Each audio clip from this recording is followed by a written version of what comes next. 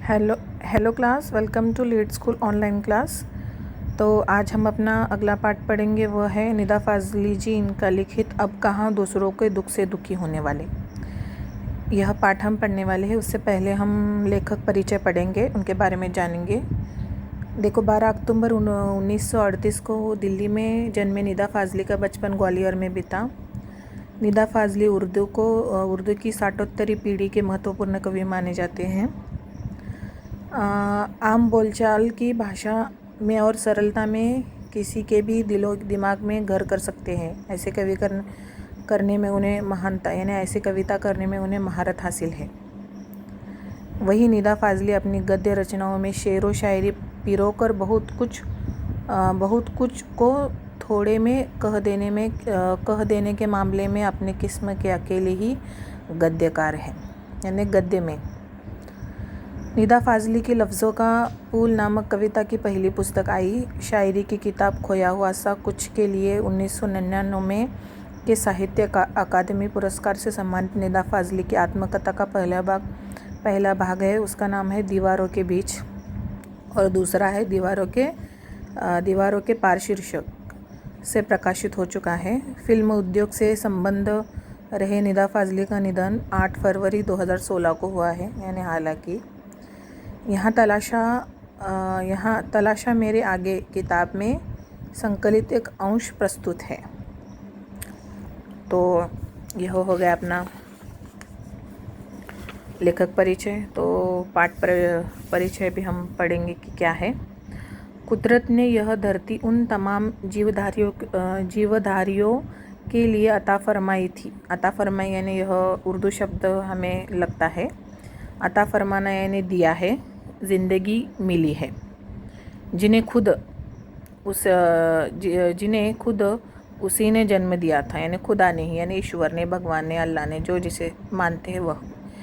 लेकिन हुआ यह कि आदमी नाम के कुदरत के सबसे अजीब करिश्मे यानी चमत्कार ने धीरे धीरे पूरी धरती को ही अपनी जागीर बना लिया है, यानी अपने कब्जे में कर लिया है, और अन्य तमाम जीवधारकों को दरबदर कर दिया है, यानी उन्हें भटकता हुआ छोड़ दिया है।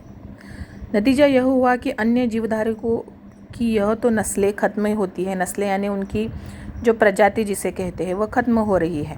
उन्हें अपना ठौर ठिकाना छोड़कर कहीं और जाना पड़ रहा है। यानी जैसे फॉर एग्ज़ाम्पल जंगलें कट रही है, वहाँ कटकर बड़े बड़े रास्ते निकल रहे हैं, उद्योग धंधे, कंपनियाँ, घरे वगैरह जो भी होता है। तो जो रहने वाले, उन से पहले रहने वाले जो जंगलों में रहने वाले जो प्राणी होते हैं, तो उन्हें वहाँ से अपना ठिकाना दूसरी जगह ढूंढना पड़ता है। तो वैसे तो आगे देखो। तो लेकिन आदमी नाम के इस जीव में सब कुछ समेट लेने की तलाश ने फिर इतना भर हुआ रहा होता तब भी अनगिनत होती।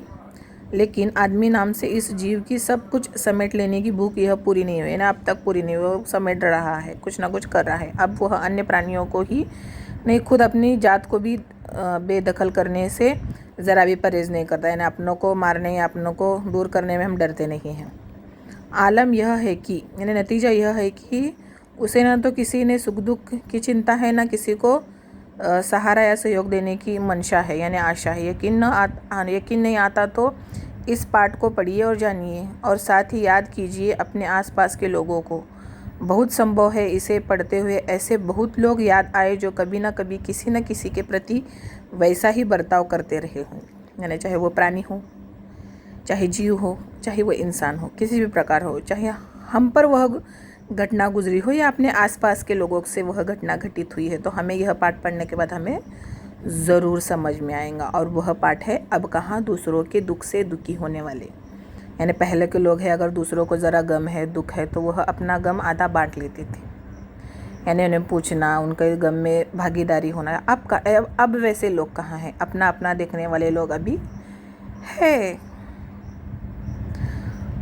तो आज का आपका गृह कार्य होगा, वह है इसके जो शब्द हैं, यानी मीनिंग वाले जो शब्द यहाँ पर दिया गया है, इसके मीनिंग वाले शब्द यहाँ पर तो इन शब्दों को एक शब्द 3 बार आपको लिखकर ग्रुप में अपलोड करना है।